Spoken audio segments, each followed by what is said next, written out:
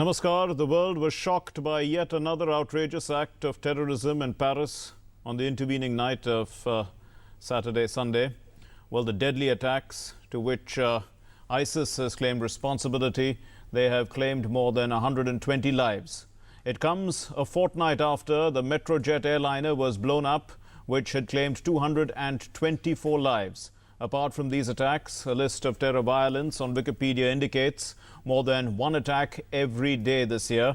This is the third in a month, in fact, that has claimed more than 100 lives. In mid-October, suicide bombings in Ankara, Turkey killed 102 people.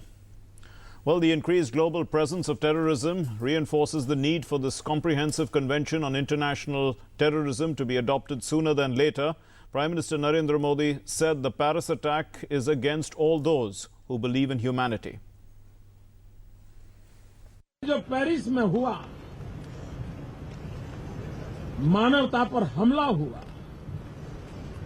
और दुनिया ने मानना पड़ेगा कि हमला Paris पर नहीं है, ये हमला फ्रांस के नागरिकों पर नहीं है, ये हमला फ्रांस पर नहीं है, ये हमला मानवता पर है, मानवतावादी विचारों पर है। और इसलिए मानवता में विश्वास करने वाली सभी शक्तियों ने इकट्ठे होकर के ऐसी घटनाओं की घोर निंदा करनी होगी और मानवतावादी शक्तियों ने इकट्ठा होकर के मानवता विरोधी शक्तियों को परास्त करने के लिए अपनी जिम्मेवारियां निभानी होगी। Well, the Prime Minister also said that the United Nations should expedite the process of defining terrorism so that the world can know who supports terrorism and who are the victims of terrorism. जल्द से जल्द UN terrorism के definition करे, प्रस्ताव उनके सामने पड़ा हुआ है ताकि पता चले कि कौन आतंकवाद के साथ है, कौन आतंकवाद की मदद करता है, किसकी आतंकवाद के प्रति कृपा है और कौन है जो आतंकवाद के शिकार है, कौन है जो आतंकवाद का विरोध करते हैं, कौन है जो मानवतावाद के लिए अपने आप को खपाने के लिए तैयार है। समय की मांग है कि अब इन घटनाओं से विश्व की मानवतावादी शक्तियां समय बीतने से पहले एक आए। Well, the French President François Hollande has declared a state of emergency in Paris, and let's take a look at this report on the Paris terror attacks.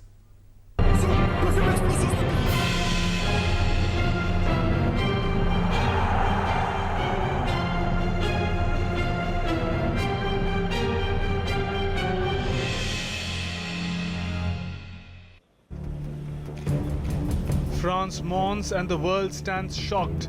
Series of unprecedented terror attacks tear through the city of Paris, prompting the government to declare state of emergency and sealing of borders. Scores of innocent diners and concert goers gunned down. Many killed in suicide attacks that followed. France saw one of the deadliest attacks in the recent times. Pour être sûr qu'aucune attaque ne puisse... We have taken the decision to mobilize all possible forces in order to neutralize the terrorists and to guarantee the security of all the areas which could be concerned. I have also asked for military to be present in wider Paris to make sure that no further attack can take place. The second decision which I have taken is to close the borders. Également être appréhendé s'ils devaient sortir du territoire. The attackers have been reportedly killed. Islamic State claimed responsibility for the attacks. World leaders condemned the attacks and have pledged to work with France to bring those responsible to justice and combating terrorism. The world leaders have proclaimed solidarity with France in its darkest hour. This is an attack not just on Paris, it's an attack not just on the people of France, but this is an attack on all of humanity and the universal values that we share. On behalf of the Australian people, I extend our deep sympathy to the people of France. Our thoughts and prayers are with them at this terrible time. UN General Secretary Ban Ki-moon has condemned the despicable multiple attacks that took place in the French capital. The bloodiest of attacks in Paris was at Bataclan Concert Hall. Gunmen systematically slaughtered people attending the rock concert. Anti-terrorist commandos eventually launched an assault on the building, killing the gunmen and rescuing dozens of shocked survivors. We were by the bar, so we heard firecrackers, or what we thought were firecrackers. We turned around and then I saw two young men, no older than 25, with Kalashnikovs. They told us to lie down. There was one who kept gesturing for us to get down. We all lay down. The whole room lay down. I was completely under other people.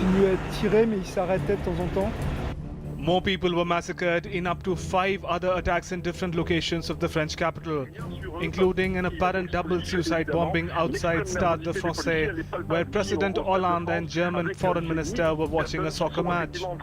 Counter-terrorism prosecutors have launched a preliminary investigation.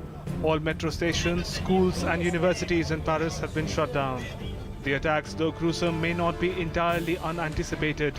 France has been on high alert due to a number of terror strikes on its soil earlier this year, including attacks against Charlie Hebdo in January and a foiled attack in August by a heavily armed man on a train.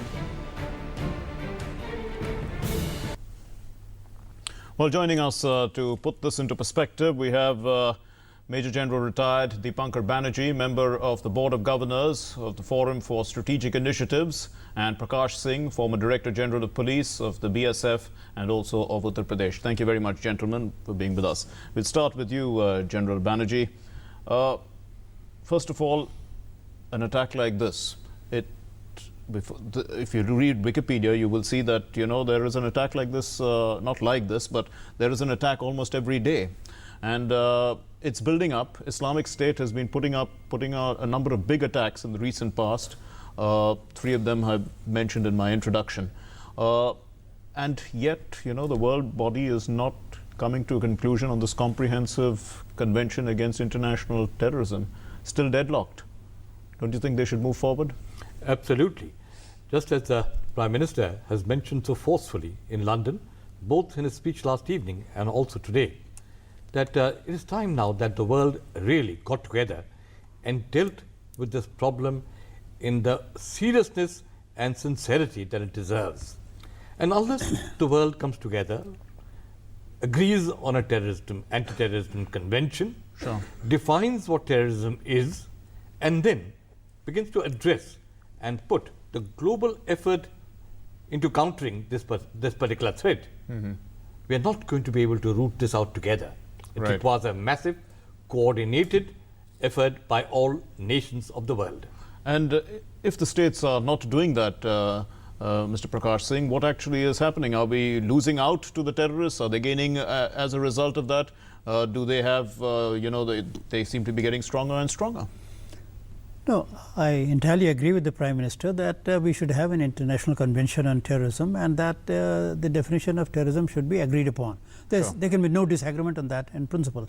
But the point is, this is a subject which has been hanging fire now, I don't know for how many, for the last more than 2 decades. That's right. And we could not be waiting for an agreement on this, an agreement on the definition and an agreement on the international convention.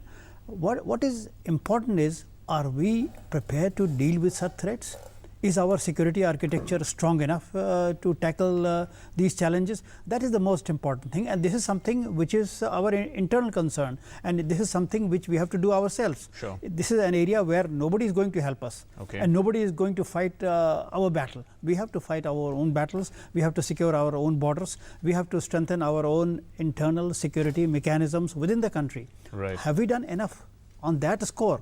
I think that is question something that we much will more analyze. important, We which will needs to be analyze that. addressed. And that's an area, I'm sorry, where there is so much more to be done, which Sure. has not been really General attended to. Banerjee, the fact is that these organizations are being funded, and otherwise they would not be able to survive. And the question of trying to stop their funding also is part of this, you know, comprehensive convention against international terrorism.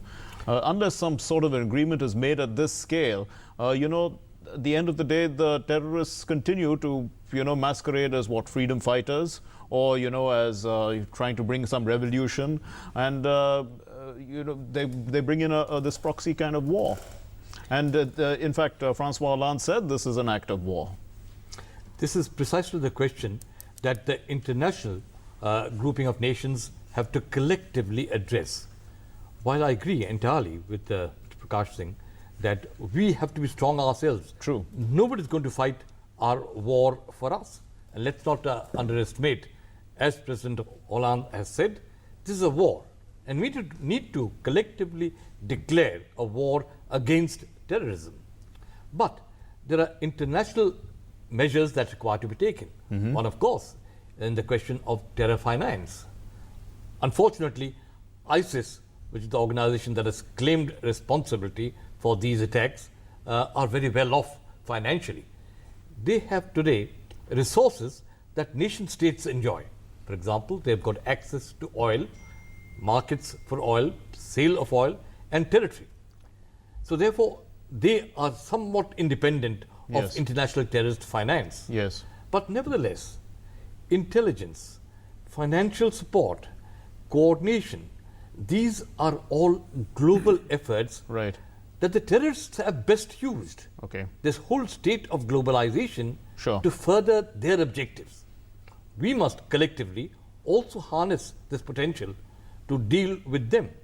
Okay. Mr. Prakash Singh, the first thing that France did was seal the borders. You were DG BSF, and you talk now about, being prepared to protect ourselves. How important is, keeping your borders secure? Well, keeping the border secure at all times is desirable. Yes. And on such occasions, if there is apprehension that people have come from outside or are likely to exfiltrate and sort of disappear from the country, in such a situation, of course, you need to seal the borders. But otherwise, you see, the problem in France is, and this is something which needs to be recognized, out of all the people from Europe who have Yes. joined the Islamic State army, about 50% are from France itself. Yes. The largest contingents have gone from France. Right. That is the biggest problem. And the Islamic State has been advising its people, its supporters, its sympathizers, that those who are in the countries of their origin, they should perpetrate acts of terrorism. And maybe they come here on a short stint, get some training, get some ideological doctrination, but they have to perpetrate these acts of terrorism within their country. Yes. So, there is a huge fifth column actually in every country. In all those countries which have sent people to Syria, to these battlefields where to fight on the behalf of the Islamic State. Now, Right. that is a huge problem, and France is facing this Absolutely. problem in a big measure because very large contingents have gone from this country. And General Banerjee, the fact that borders in Europe are quite open and people are moving from one place to another is also a matter of concern, and also the refugee crisis. Lots of people coming in, and they're coming in from Syria. And now there is this, there's a fear that there could be a backlash against the refugees. And this would lead to, one problem leading to another. It's a vicious cycle. Absolutely. I think the larger danger lies in precisely this. As Mr. Prakash Singh identified very clearly and very well, is that these people that have gone to join the ISIS Yes. in the Middle Eastern war will return once this is over, or whenever required perhaps, Yes. to their original countries. And the challenge that they will pose then to the actual host nations. And now this mass migration of people from these conflict regions to Europe, there will be enormous problems. And you can't identify who is a acceptance- refugee and who's a Absolutely. terrorist. So their acceptance in Europe will reduce very sharply right now. That will create enormous problems. In turn, it will probably create also more terrorists from among those groups, and then they will have access all over Europe and elsewhere. So Right. this is a very significant development, and that's once again why we have to all put our heads together and find out comprehensive answers to all these problems that will confront us now. Mr. Prakash Singh, how would you understand how Europe should have to deal with these issues? Because, well, Paris was supposed to already have been under, tremendous security, because the big climate conference is to happen at the end of this month and the beginning of December. So it's already secure, but, the terrorists have infiltrated quite easily.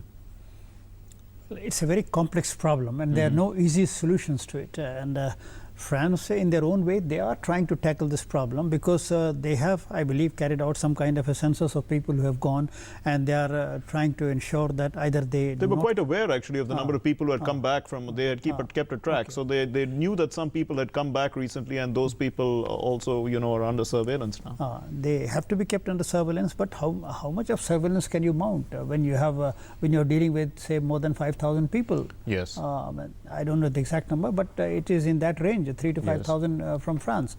So how many people can be kept under surveillance? And then so here's a policing question. I mean, how does one maintain this human rights issue? Because after all, these are very liberal countries. Well, human rights is fine, but as Lord Denning, I think, said that the security of the state has to take precedence over the human rights of individuals.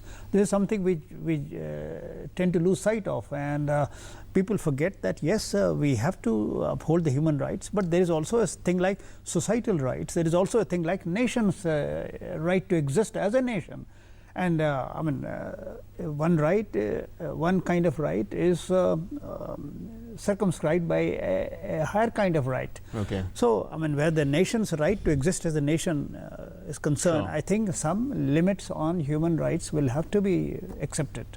And would that, General Banerjee, be, a step backwards, in this, let's say, in humanism, in a sense, and our countries have moved forward. There is, in the way we understand democracy, in the way we understand the way of freedom? Absolutely. This will conflict with all the freedoms that we've gained, all the liberalism attitudes that we are beginning to adopt globally. But some people do not agree with that. And they are rebelling against those very values and principles, which Mr. Prakash Singh just highlighted very well. So it is not just a question of physical security against terrorists who are trying to attack, kill, etc. Right. But it's also a battle of ideology to change the people's thinking. Yes. That yes, you cannot violate the agreed or consensual development that has occurred now globally regarding liberalism, open borders, economic development, and all these issues. Right. So these are a larger Mr. Prakash Singh, what actually happens in theory when things like this happen is that there is a movement to the right, and you try and, in democracies, you elect a government which is going to be tough and more tough on these kind of people. You think that's going to happen across Europe to some extent?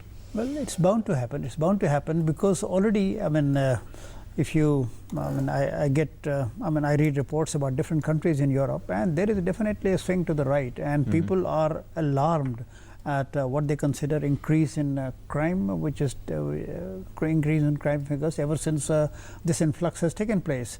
And the social security net has been, has been disturbed, and I think people will have to change their way of life and the kind of unemployment allowance and other facilities which were extending to people.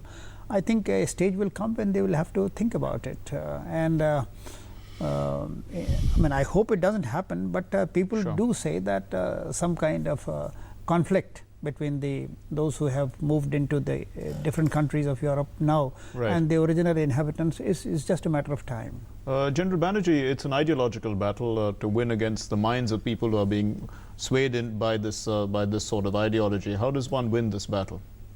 It is a very difficult battle, and it's a very fundamental battle. Of course, it includes all issues like liberal education system, universal education system, by which people are allowed to imbibe the liberal systems, liberal ideas. As you know, but surely France had all those liberal systems, and the disgruntled elements who are joining IS from France, probably Algerian in origin, whatever, but still. They have their problems. It is one of those very peculiar new situations where people living in their own countries are being influenced from abroad because the world is connected. And so there are people moving around, and they learn in their religious establishments, in the education systems. Their minds are converted through television propaganda or views or whatever. And so even if you have not physical access to terrorist influences, you are still being influenced. And so therefore, it's a larger challenge. how to ensure that larger segments of the population Yes. have accept liberal views, do not believe in violence to the extent that they've sort of resorted to now. Sure. And that's a major challenge. Mr. Prakash Singh, people are being monitored. It's quite easy now because of, you know, Facebook and all these other systems of social media, and not that they, but it's easier to monitor people who are being swayed by these kind of ideologies. Is that, you know, I mean, necessarily a thing that we should be looking more seriously at, you know, trying to monitor as much as possible? Because there are a sizable element of people within our country who can be swayed. No, I agree with you. This kind of monitoring has to be done, but it has to be supplemented by several other measures. I mean, time doesn't permit me to go into all those details, but say encouraging moderate voices within Islam. There are moderate voices. The Grand Imam of the Grand Mufti of Egypt himself, Sure. he's on record as having said that Islam needs a reform. Sure. He said the Egyptian president is on record as having talked of reforming Right. Islam. So the encouraging the moderate voice is one thing, and then at the ideological level, Yes. this battle has to be fought. Okay. And then you have to have supplement that with de-radicalization programs. So it has to be Sure. And General Banerjee, this is going to be what? I mean, this is going to lead to more conflict because this is a retaliation, apparently. The first, the Metrojet incident was a retaliation against Russia's attacks on ISIS, and this is a retaliation against French attacks on ISIS. Well, so how it's war? Quite right. That's what the French President Hollande had declared. So what does it mean? I mean, there has to be declared more a war attacks against terrorism. So therefore, what were the responses? This is precisely what the French President will be discussing along with the security team, etc. This is precisely what the Russian security establishment will be discussing as to how do they take reprisals for the 224 Yes. civilians who have died in that air crash. Sure. And so therefore, we are likely to see an escalation in Yes. state counter-violence. And right now, you know, the Malta conference with the European Union heads of state Yes. was trying to send more financial support to the African countries and the conflict-prone countries Yes. in order to ensure that people remain there and Okay. do not come as refugees. Now that money will go to the internal counter-intelligence mechanisms. So Right. that money will not go. Refugees will come in larger numbers to Europe. Sure. How do you stop that? We are in the point now where there's a serious challenge in front of the world. Mr. Prakash Singh, you know, there is the G20 summit going to start very shortly, and all the big leaders are coming there except for Francois Hollande because of this incident. Do you feel that, you know, Turkey has it in it to be safe? Well, it's a Turkey's problem, and Yes. Turkey unfortunately has been playing with fire. They have been Right. playing a double game. I mean, to what extent are they sympathetic to or hostile to Yes. Islamic State is a big question, and people have serious reservations about Turkey's leanings. Yes. So, I mean, it's Turkey's problem, and they'll have to be extra cautious because there have been incidents in Ankara also. Absolutely. So, I mean, it's a rather tricky situation which the Turkish police will have to handle to the best of their ability. We'll have to leave it there. Thank you very much, gentlemen, for joining us here on this special discussion. Well, words can't describe brutality easily, and so let's conclude with the thoughts of the Nobel laureate Malala Yousafzai. And she says, we are tired of these wars. Women and children are suffering. I distracted myself from the fear and terrorism by thinking about things like how the universe began and whether time travel is possible. We'll leave it there. Thanks very much for being with us. Namaskar.